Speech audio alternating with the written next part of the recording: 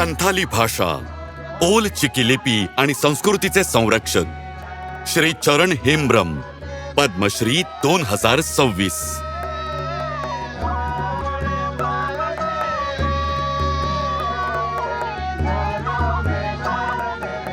चरण हेम्ब्रम एक असे कर्मयोगी ज्यांनी आपलं संपूर्ण आयुष्य संथाली भाषा, ओल चिकी लिपी आणि आदिवासी संस्कृतीला ओळख आणि भविष्य देण्यासाठी समर्पित केलं.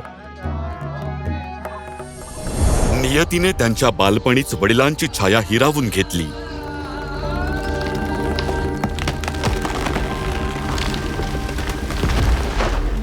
पण आईच्या छत्रछायेने त्यांचं बालपण कधीच कोमेजू दिलं नाही. या रोपाचं झाड होण्यासाठी एका माळ्याची, एका गुरुची गरज होती.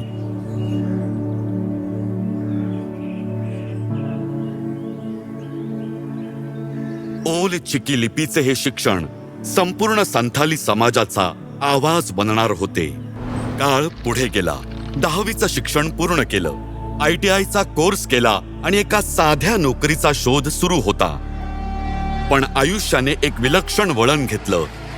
एका रेल्वे प्रवासात सगळी सर्टिफिकेट्स हरवली.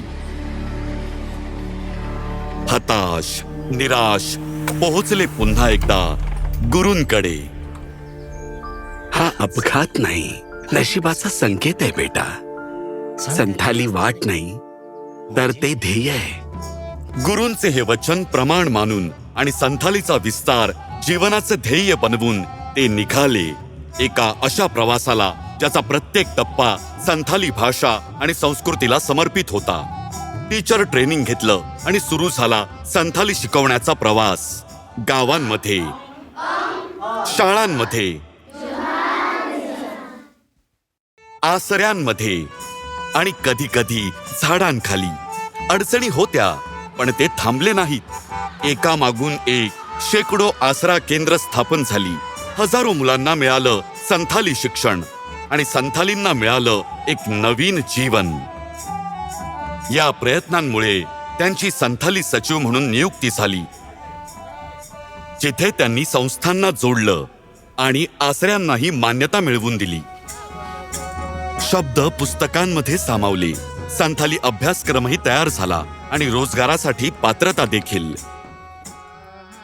त्यांच्या अथक प्रयत्नांनी संथालीला स्वतःची सरगम दिली.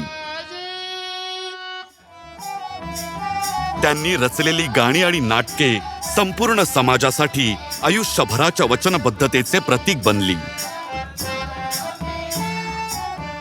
जेव्हा आपण आपली भाषा जिवंत ठेवतो तेव्हा भाषा आपलं अस्तित्व जिवंत ठेवते.